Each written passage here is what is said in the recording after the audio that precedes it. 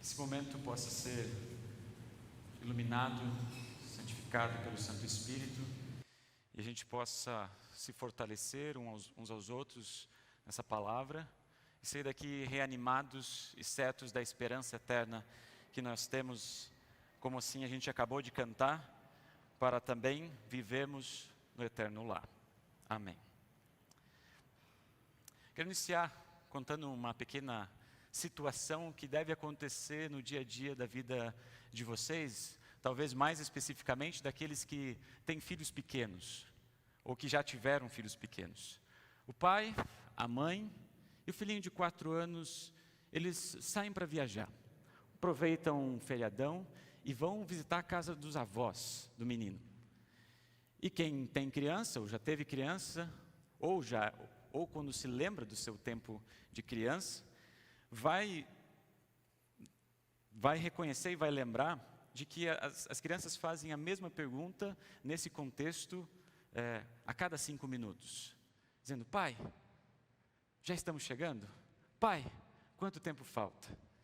E depois desse pai responder inúmeras vezes, sem sucesso, porque passava 5 minutos, a criança perguntava novamente, ele parou, pensou um pouquinho, e lembrou de um desenho que seu filho gostava muito. Fez as contas na cabeça e disse assim para o menino: você se lembra daquele desenho que você gosta bastante, filho? E hoje em dia as crianças assistem tantas vezes o mesmo desenho que sabem de cor os personagens e quanto tempo vai demorar. Então, sim, pai, eu sei qual desenho é esse. Então pense o seguinte: até a gente chegar na casa do vovô e da vovó, vai ser o tempo daquele desenho. O filho olhou para o pai com olhos radiantes e agradeceu: legal, papai, estamos logo chegando. Às vezes é preciso a gente mudar um pouco a linguagem para que as crianças possam entender. Às vezes a gente precisa entrar um pouco no mundinho das crianças para que elas possam compreender aquilo que a gente deseja falar. Se isso acontece numa relação tão simples entre pais e filhos, será que isso não acontece na relação entre Deus e nós, que somos seus filhos? Deus também se utiliza de uma linguagem apropriada para que a gente possa entender aquilo que Ele está revelando, aquilo que Ele está nos ensinando, ou aquilo que Ele deseja que a gente fixe em nossas mentes e nos nossos corações. Porque se Ele trouxesse uma linguagem complexa, nós não entenderíamos nada daquilo que Deus deseja para nós, seus filhos, no mundo em que vivemos. E dentro de todas as coisas que Deus revelou a partir da palavra de Deus, eu vou me arriscar em dizer que talvez a que é mais repetida, a que tem mais ênfase, que é dito tanto no Antigo como no Novo Testamento, diversos contextos, profetas, o próprio Jesus, os apóstolos. Vocês conseguem adivinhar qual que é esse tema? É o convívio entre os irmãos na fé. Traz exemplos, traz ilustrações, traz diferentes contextos e situações para nos mostrar o quão é importante nós vivemos unidos como irmãos na fé. Enfatizar o papel da igreja, a família da fé, a razão e o propósito de nos reunirmos como irmãos em Cristo, aqueles que ouvem a voz do bom pastor Jesus. Mas não foi uma vez ou duas, inúmeras vezes na minha caminhada de fé, e até já como pastor, que eu me questionei: qual a importância de a gente se reunir? Tem algum valor, ou tem algum sentido, tem algum propósito? Se me reunir uma vez a cada 5 anos, ou todo domingo, qual que é a diferença? O que eu levo para casa? Qual que é a importância de a gente estar aqui juntos, como irmãos na fé? Eu não acredito que alguém tenha vindo hoje ao culto por obrigação. Vocês podem ter vindo ao culto hoje por inúmeras razões. Algumas em especial. Separamos esse tempo porque queremos nos aprofundar na palavra de Deus. Conhecer o que Ele tem a nos dizer para a nossa vida. Criar relacionamentos saudáveis com os irmãos na fé. A fim de que a nossa comunhão com Cristo, ela seja alicerçada, tenha base, provada, testada ao longo da nossa vida, então fortalecida. Também nós viemos ao culto para tentar responder uma pergunta que inquieta muito a gente. Em que mundo nós vivemos? Pois quando nós olhamos para o lado, olhamos para situações que acontecem todos os dias, nós só enxergamos atentados, desastres, mortes, maldade, violência, doenças. Talvez muitos hoje, em virtude dessa situação, não estejam aqui entre nós. Mas o que é compreensível pela situação, pelo momento que nós vivemos. Só que quando a gente olha para o lado, a gente vê isso. A gente vê uma desesperança, né, em nosso redor. Por isso, a comunidade da fé é o projeto o qual Deus deixou para nós desde o início dos tempos até o fim dos tempos. Porque na Nova Jerusalém não vai existir igreja. A igreja é para esse período que a gente está vivendo, para que a gente possa, em comunidade, com os irmãos na fé, passar por esse momento que a gente vive, por esse mundo que a gente sofre, pelas lágrimas que caem sobre os nossos olhos, e aqui, como irmãos na fé, poder olhar e confiar em coisas que ainda a gente não tem completamente, e poder ter a prova de que existem coisas que nós não podemos ver. Viemos para a casa de Deus a fim de conhecer e aplicar a maneira de sermos discípulos de Jesus, nesse mundo em que vivemos. Irmos ao encontro das necessidades das pessoas, a compartilharmos uma vida no Espírito Santo, que nada mais é do que caminhar com Jesus. Dentro de todas essas razões, hoje eu quero enfatizar apenas uma: a importância da vida em comunidade, de fé, para que possamos suportar, apoiar, acolher uns aos outros. A razão pelo qual fazemos isso é porque Deus anteriormente nos suportou, nos acolheu e nos trouxe para junto dessa comunidade de fé. Ter uma igreja, uma comunidade, é a maneira de nós não precisarmos passar pelas dificuldades da vida sozinhos, pois temos a ação do Espírito Santo que está no nosso coração, que ilumina a nossa vida, os nossos pensamentos e aponta para Jesus, mas também nós temos muitas pessoas, irmãos na fé, que se preocupam conosco, que oram por nós e que nos apontam para aquele único que pode e tem condições de acalmar a nossa vida, trazer sentido e esperança àquilo que nós fazemos. Talvez alguns tenham acompanhado essa sequência de mensagem que nós estamos fazendo aqui na congregação nos últimos 7 domingos. Hoje a gente quer finalizar esse momento compartilhando de uma forma muito simples o objetivo que foi de todas as mensagens: valorizar a importância de estarmos unidos com os irmãos na fé. Com o simples objetivo de dizer que fortalecer uma vida de comunidade que caminha com Jesus, que agem com humildade, que tem paciência uns com os outros, que é amável naquilo que diz e faz, e que suporta uns aos outros com amor. Essas são as orientações que nós ouvimos na carta de Efésios, capítulo 4. Mas agora eu quero perguntar para vocês. Efésios, capítulo 4, fala para nós suportarmos uns aos outros com amor. Já aconteceu na vida de vocês não conseguirem suportar alguém? Não querem ver aquela pessoa nem pintada na tua frente? Eu acho que sim, né? Como ser humano, todos nós já tivemos momentos assim, de não querer ver ninguém na nossa frente. Talvez porque essa pessoa fez ou falou alguma coisa que eu não gostei. Fez ou falou alguma coisa para alguma pessoa que é muito próxima a mim e eu também não gostei.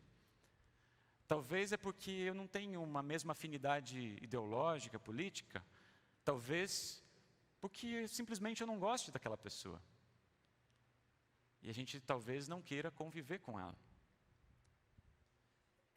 E a gente vai olhar para a nossa realidade e dizer, não, tranquilo, tudo bem. Só que quando a gente olha para esse texto de Efésios, o apóstolo Paulo nos faz a gente refletir e dar um passo além. Como comunidade, como irmãos que convivem aqui, eu sei que tem histórias diferentes, tem gerações diferentes, tem pensamentos diferentes, desejos diferentes, tem vocações diferentes, gostos diferentes. Será que nós precisamos suportar uns aos outros com amor, dentro da família da fé? Por isso esse texto de Efésios me chama a atenção, e por isso que foi escolhido para que a gente refletisse nesse fechamento dessas mensagens, falando do suporte, para suportar uns aos outros. Mas antes de a gente entrar para o texto de Efésios, vamos ir na direção contrária. Quando vocês pensam nessa palavra, suportar uns aos outros, sejam sinceros, vocês pensam em que sentido? De tolerar alguém ou de dar auxílio? Número 1 ou número 2? Eu vou falar por mim. Normalmente, quando eu penso nessa palavra, a gente pensa, eu preciso tolerar aquela pessoa, preciso aguentar aquela pessoa, não aguento aquela pessoa do meu lado, né? E a gente pensa no suportar nesse sentido. E no mundo que a gente convive hoje, parece que esse contexto não é tão praticado assim. Ou você concorda tudo comigo e você é meu amigo, ou você é meu inimigo e a gente vive separado. Tolerar alguém, ser amigo de alguém, ou conviver com alguém, mesmo você não concordando com aquilo que ele pensa, com aquilo que ele diz, talvez seja um dos grandes desafios que a gente convive nos dias de hoje. E o outro sentido, quando a gente olha para essa palavra, é o sentido que talvez dentro de um culto, dentro da casa de Deus, a gente poderia refletir com mais naturalidade, né? É dar a mão, dar o suporte, dar o auxílio nos momentos de necessidade. Jesus utilizou essa palavra. Nos evangelhos, essa palavra específica que o apóstolo Paulo coloca suportar, ela vai aparecer em uma história bíblica apenas, mas em 3 evangelhos, né? Logo depois da transfiguração, aconteceu esse relato que nós acabamos de ler hoje. Um pai estava muito angustiado em relação ao seu filho, porque estava possuído de demônios, e vai até os discípulos pedir para que eles curassem, eles não conseguem, ele humildemente vai até Jesus e pede para que curasse o seu filho dessa enfermidade que estava passando. E Jesus então diz, gente má e sem fé, até quando ficarei com vocês? Até quando terei que aguentá-los? Até quando terei que suportá-los? Essa é a palavra usada aqui. Até quando terei que estar ali para dar o suporte para vocês nessas situações? O apóstolo Paulo é um dos que mais utiliza essa palavra, em vários contextos. O mais recorrente está em perseguição de fé. Quando a gente aguenta, suporta uma perseguição de fé. 1 Coríntios capítulo 4, versículo 12, ele diz, quando somos perseguidos, aguentamos, suportamos com paciência. Em outros momentos, o apóstolo Paulo também vai dizer, suportei uns aos outros. Nós perdoamos porque Deus nos perdoou primeiro. 1 Coríntios também vai dizer, suportar aqueles que não têm fé. Ele vai dizer, vocês são sábios e suportam de boa vontade os loucos, toleram os que mandam em vocês, e exploram vocês, toleram os que os enganam, os que o tratam com desprezo, os que lhe dão bofetadas. Mas nesse contexto de Efésios, a gente não está lidando com essas coisas talvez um pouco mais difíceis. Nós não somos perseguidos na nossa fé, a gente pode ter culto com portas abertas, sem problema algum. Não é essa perseguição esse suporte que o apóstolo Paulo está falando aqui em Efésios. Também não é se tratar com gente incrédula, gente que não crê. Aqui está se falando com irmãos na fé. O texto está relacionado com aqueles que vivem na casa de Deus, que participam da Santa Ceia, que vivem unidos na fé, numa só fé, num só batismo, numa só esperança. As outras coisas são mais difíceis, mais complexas. Aqui uma situação mais simples, conviver com aqueles que são filhos de Deus, que foram batizados. E é interessante que aqui é um complemento nessa palavra, né? Ao suportar uns aos outros. Esse suporte precisa vir com amor. Como nós ouvimos e dá base a todas essas mensagens, 1 João capítulo 4 diz, nós amamos porque Deus nos amou primeiro. É o amor de Deus por nós que nos motiva, o que nos dá condições de tolerar e dar suporte. Por que suportar uns aos outros precisa ser em amor ou com amor? Porque foi em amor que Deus tolerou o pecado de Adão e Eva, nosso pecado, o pecado da humanidade, quando desobedeceram a sua ordem. Foi em amor que Deus prometeu enviar o Messias e trazer o seu povo de volta para si. Foi em amor que Ele preservou essa promessa ao chamar Abraão, ao chamar Moisés, Davi, entre todos os outros, ao longo de tanto tempo.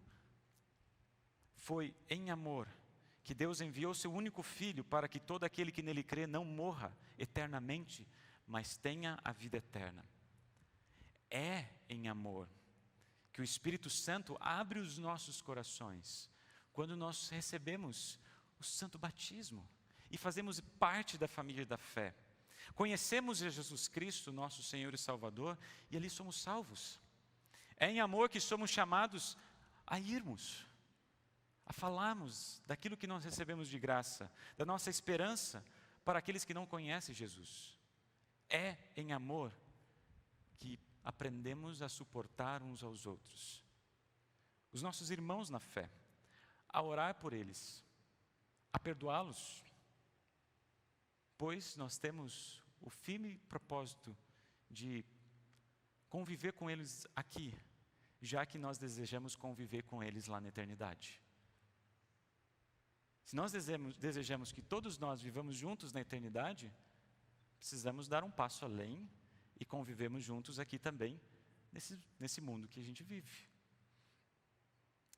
É evidente que não é fácil suportar uns aos outros, mas com humildade, paciência, com boa educação, características que o próprio apóstolo Paulo nos orienta nesse texto, é possível. Isso nos faz lembrar de uma outra questão.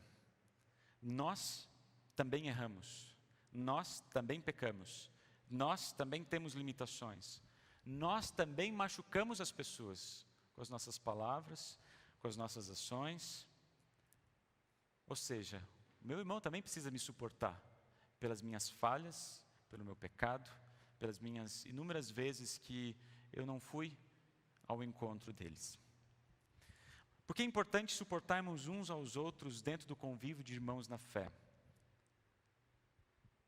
O próprio apóstolo Paulo nos responde, seguimos o texto, né? Façam tudo para conservar, por meio da paz que une vocês, a união que o Espírito Santo dá.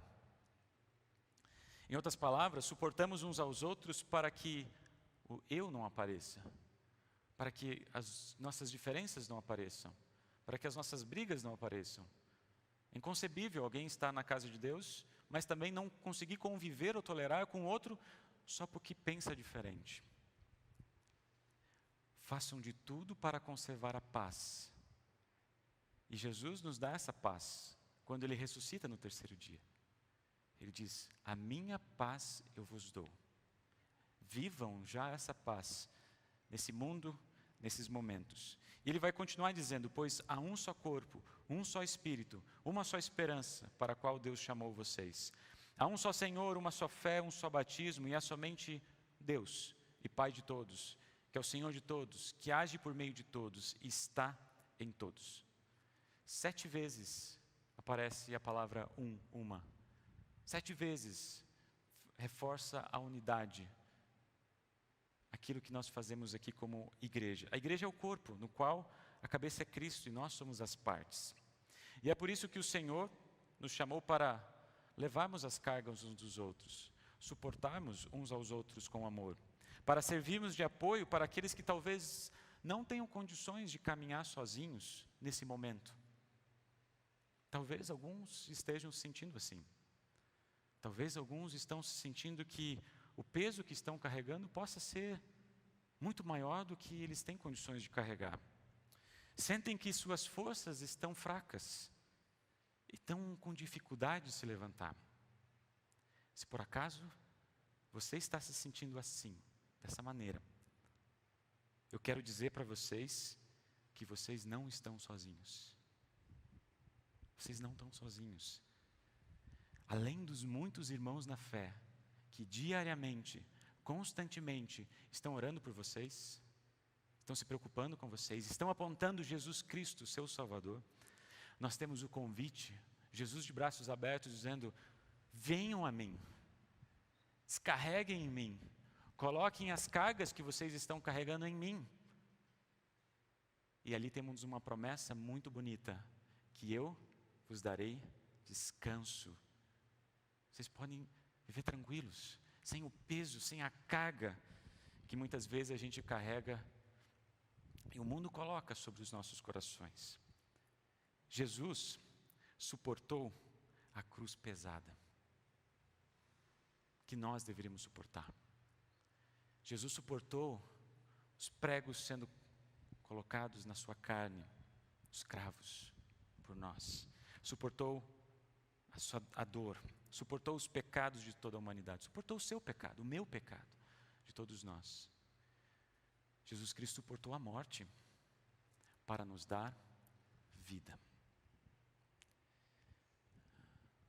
Às vezes a gente sabe disso. Muitas vezes a gente se esquece também daquilo que Deus fez por nós. E por causa de uma ofensa, ou de um desagrado, ou de um pensamento diverso, ou qualquer conflito que possa acontecer no dia a dia da nossa vida, somos inclinados a não termos e não suportarmos os outros, o nosso próximo em amor. Vale uma ressalva aqui. Suportar uns aos outros não é fazer vista grossa ao pecado. Aceitar tudo como se tudo tivesse bom. Suportar uns aos outros significa ajudar as pessoas, auxiliá-las, acolhê-las em suas necessidades. E daí vem o nosso compromisso como igreja. O nosso compromisso de compartilhar a nossa esperança, daqueles que creem em Jesus Cristo como seu Senhor e Salvador. Que nós possamos se preocupar uns com os outros. E hoje eu gostaria que vocês parassem um pouquinho e refletissem o quão importante vocês são para o corpo de Cristo. Às vezes a gente passa isso de uma forma tão rápida que a gente não percebe o quanto eu sou importante, o quanto vocês são importantes para o convívio aqui entre os irmãos. E o meu pedido é simples: se preocupem com aqueles que fazem parte da família da fé. Como pastores, eu e o pastor Alaô, nós temos sim como objetivo, e nós tentamos ao máximo nos preocupar com aqueles que estão passando por momentos difíceis. Compartilhar a esperança e a vida eterna. Dar suporte. Mas eu vou ser sincero, o pastor Alaô vai concordar comigo que a gente falha muitas vezes. A gente gostaria de estar na vida, no coração de muitas pessoas. Mas, humanamente falando, é impossível. A imagem que se tem da igreja não é assim: pastores são a cabeça e os membros são o corpo. Não. É Cristo é a cabeça e todo mundo é o corpo. Todos nós somos responsáveis pela vida do outro. Não vida simplesmente aqui neste mundo, mas a vida eterna. Porque se um sofre, os outros sofrem. Se um se alegra, os outros também se alegram. E essa é a beleza de vivermos unidos como se fossem irmãos. Tenham como objetivo estar com o coração aberto para se preocupar com alguns dos seus irmãos na fé. Não precisa ser com todos, com alguns dos seus irmãos na fé. Sabendo que também eles vão se preocupar com vocês, quando vocês precisarem passar ou estão em momentos difíceis. Se vocês perceberem que alguém está se afastando do convívio da casa de Deus, olhe com um coração de humildade, com amor, com paciência, vá ao encontro dessa pessoa. Se você talvez tenha um pouco de receio, de medo, chame alguém, vá junto, ore com ela, ore por ela, coloque nas mãos de Deus, se preocupe não somente com uma questão, uma dor física que ela está passando.